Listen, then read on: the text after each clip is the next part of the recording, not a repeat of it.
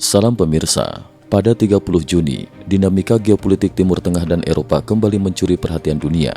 Dalam konferensi pers yang digelar di Tel Aviv, Menteri Luar Negeri Israel, Gideon Moshe Sa'ar, secara resmi mengumumkan ambisi pemerintah Israel untuk memperluas cakupan Abraham Accords, sebuah kerangka perjanjian perdamaian dan normalisasi hubungan diplomatik dengan negara-negara Arab yang dipelopori oleh Amerika Serikat sejak 2020. Menurut laporan Reuters, Gideon Moshe Sa'ar menegaskan bahwa Israel secara aktif mendorong upaya pembicaraan dengan berbagai negara di kawasan, termasuk dua negara yang selama ini dikenal sangat berseberangan, yaitu Suriah dan Lebanon. Kami terbuka untuk memperluas Abraham Accord ke negara manapun yang siap bergerak ke arah perdamaian dan stabilitas kawasan. Tidak ada negara yang kami tutup pintunya, bahkan Suriah dan Lebanon, ujar Gideon Sa'ar. Ia juga menyampaikan apresiasi kepada Amerika Serikat, khususnya Presiden Donald Trump yang sejak Mei lalu terus mendorong inisiatif normalisasi baru dan bahkan telah mengumumkan pencabutan semua sanksi terhadap Suriah untuk mendorong dialog konstruktif. Perkembangan konflik Ukraina-Rusia, senjata Korea Utara muncul di medan perang. Di saat isu Timur Tengah terus bergejolak, kawasan Eropa Timur pun tidak kalah panas.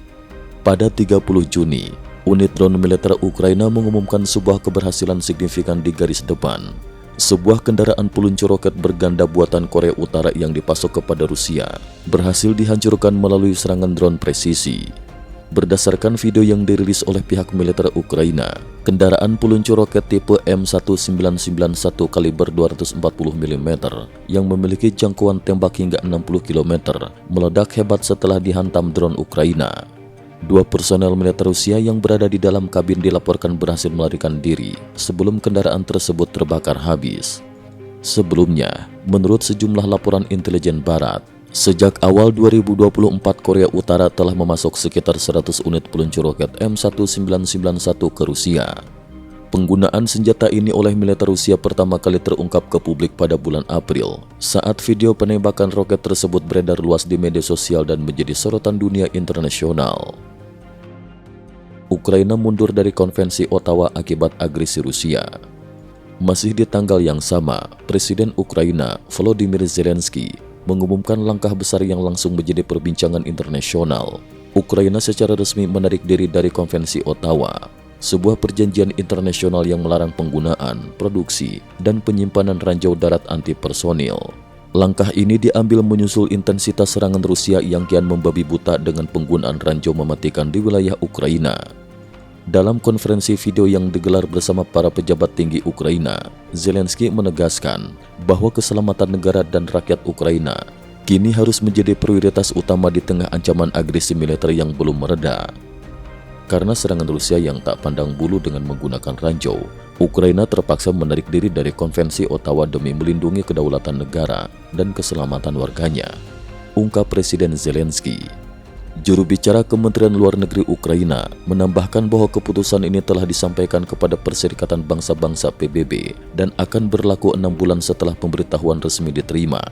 Namun jika pada saat tenggat tersebut Ukraina masih dalam kondisi perang atau darurat militer, maka penarikan diri akan efektif setelah konflik benar-benar dinyatakan berakhir. Sebagai catatan, Amerika Serikat dan Rusia memang sejak awal tidak menjadi anggota konvensi Ottawa dengan alasan pertimbangan strategis dan keamanan nasional masing-masing negara. Kesimpulan, situasi geopolitik internasional terus bergerak dinamis. Di Timur Tengah, Israel berupaya memperluas perdamaian ke wilayah-wilayah yang selama ini dikenal penuh konflik. Sementara di Eropa Timur, Ukraina mengambil keputusan ekstrim demi kelangsungan negara di tengah serangan Rusia yang tak kunjung reda. Langkah-langkah ini menegaskan bahwa peta politik global masih jauh dari kata stabil dan berbagai negara terus menyesuaikan strategi demi bertahan dalam arus perubahan zaman. Cukup sekian dulu, terima kasih atas perhatiannya.